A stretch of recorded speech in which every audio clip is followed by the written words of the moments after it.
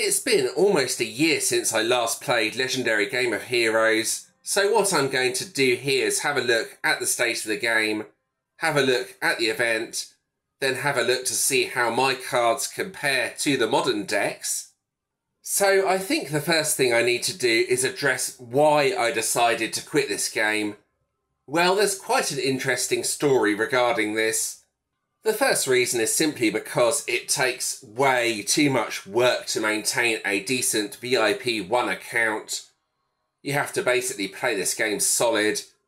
I just reached the point where I simply didn't want to do this anymore. The second reason, though, is a bit more interesting. Well, I may get into trouble for saying this, but I'm going to say it anyway. I had an agreement and a contract with Network regarding my videos. They decided to break this without any real good reason, if I'm being honest. That was kind of the final thing that pushed me over the edge to quit. I was also getting fed up with the constant crashing on this game. You would try and attack a boss, do a campaign mission, and the game would just crash. The amount of times that happened as well, it was getting frustrating. The most frustrating crashes were in GVG. You try and do your attack, the game crashes, you don't get your attack back, you've lost the kills. Anyway, that's 3 pretty good reasons why I quit this game.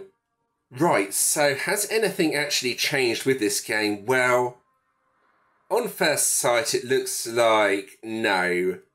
Nothing has been added on this screen here. It's all pretty much the same as it was when I quit this game. I did notice one thing different though, and that's here. That's quite useful to save you from scrolling through all of the decks, I guess. For example, I can go over to my Dark Commander team here. Now, to give you an idea of when I quit this game, here are all my Earthslayer Ultimate forms. I can't imagine any of these are really going to do too much damage. Earthslayer was pretty much my weakest game type as well, so when I give this event a go, I'm probably going to go over to my Water Slayer team.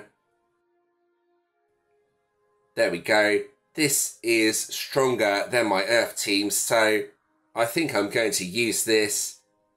Just having a look through, I would have thought my best Earthslayer Ultimate form is Deep Space Drifters over here.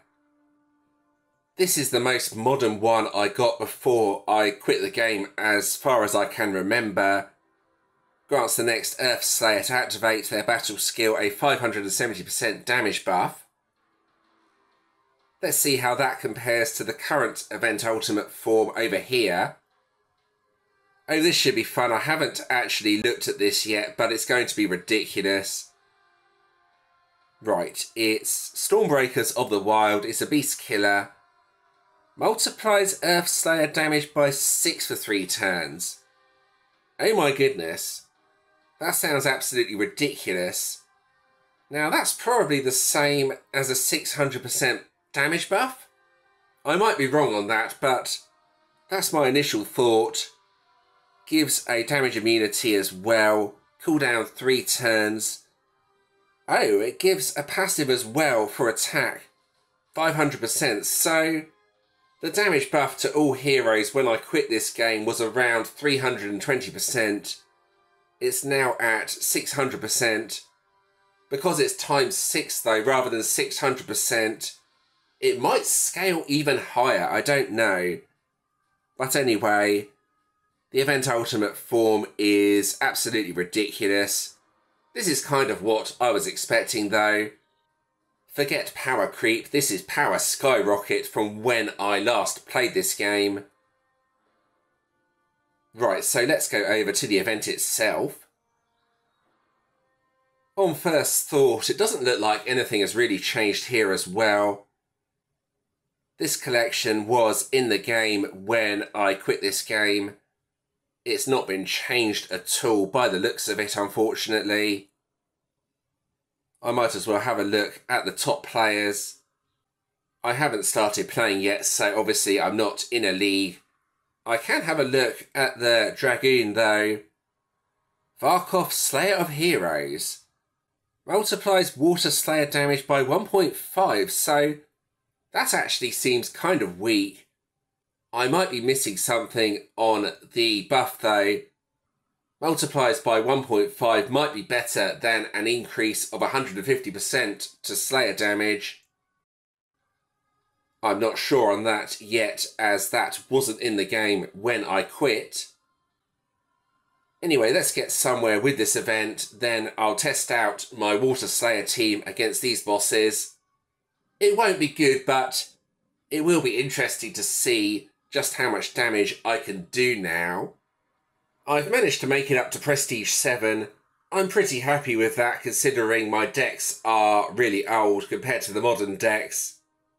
There are a few changes though since when I last played this game. Firstly, there's this sort option here. So if I do that, those two Umbral bosses have now disappeared. I'll make them reappear again. The other thing they've got rid of is that annoying false prestige. That's a really good thing. I absolutely hated that. But these are the bosses I currently have available. My Water Slayer team can defeat these without too many problems. Anything harder though, and, well, I struggle basically. I'll show you this team in action. This was my best overall team when I was playing this game competitively. I sometimes use this in pretty much all events. Nowadays though, it doesn't really do a lot. Well, not compared to the more modern decks, obviously. Anyway, here's the damage on this, just so you can all see. 374 Q on the middle card. Takes care of the Umbrals. There is a Celestium on the screen as well. Unfortunately, my team is hardly even going to touch this. I'm going to try anyway though. I don't have an Earth Slayer team that's better than this, unfortunately, so let's see what happens. All right, here we go. So let's see how much damage I can do to this with my best overall team on the game. I can't imagine it's going to be very much if I'm being honest, but let's find out. That's actually quite a good board. Several loose power gems from the main match, so this will be about the limits of this deck.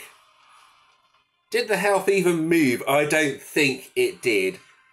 So in other words, because I've been away from the game for so long, there's absolutely no way I can take down the harder bosses. Of course, I had no problems with the easier ones, but at this level, Celestium or higher is impossible, I think. Right, I'll do one more attack, then I'll quit out of here. Since there's no way I'm going to defeat this boss, not much point in doing too many hits on it. Right, there we go. Even with the full 30 minutes, I probably would not defeat this boss. This is how much damage I have done to it though. Just chipped off a little bit of the end health. Now, as far as I can see, there's actually 2 levels higher than this as well. The 2 levels of boss I have put ticks on there. I dread to think how much health they have. I can't even handle the Celestium bosses, so those would be absolutely ridiculous with my old cards.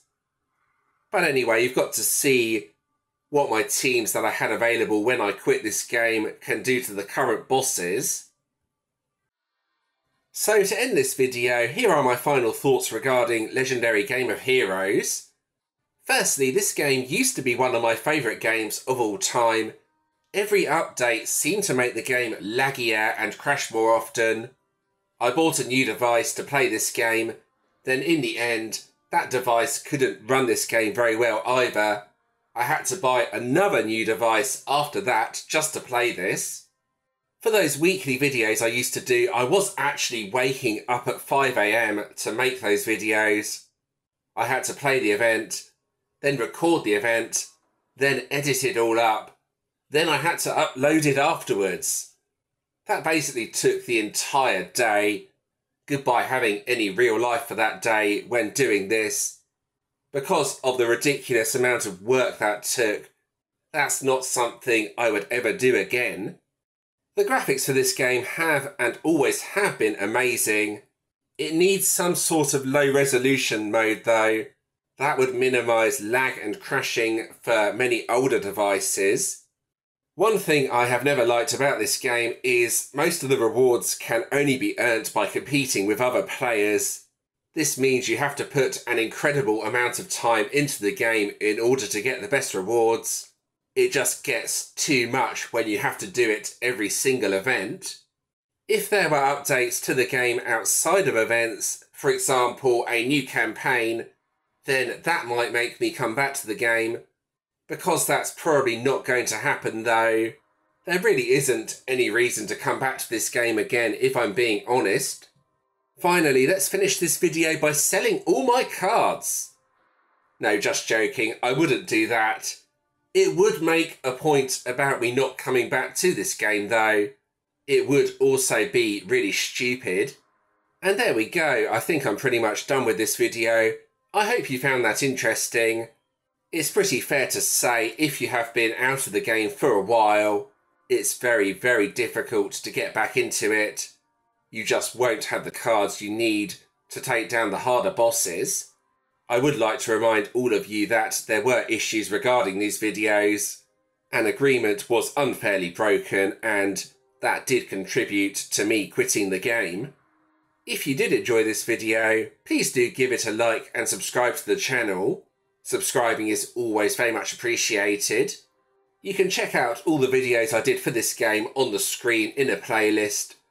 You can also subscribe from here if you want to. And thanks for watching.